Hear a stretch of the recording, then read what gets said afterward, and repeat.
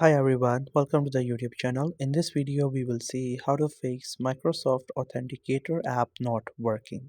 For that, first we have to go to the settings. Once you're in the settings, first we have to make sure that your Wi-Fi is working properly and you're not using any VPN. Then you have to go to your battery. Just simply click on that battery icon, which is in the first section of settings. There you have to make sure that low power mode is disabled, not enabled, because this could be the issue behind it.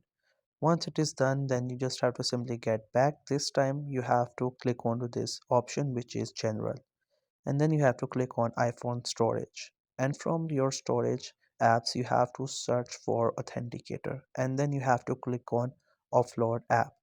Once you offload it, then it will just take a while, and after that you have to click on again reinstall. Then the installation will just take a while.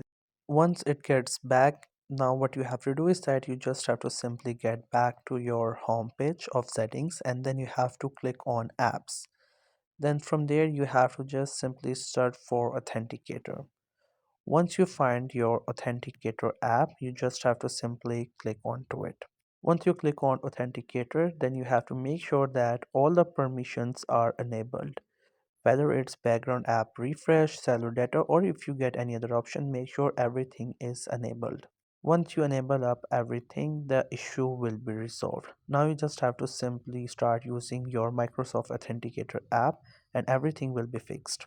So that's how you can fix Microsoft Authenticator app not working. I hope you found this video helpful and informative. Sure to subscribe to the YouTube channel for more informative videos and updates, and thank you for watching the video.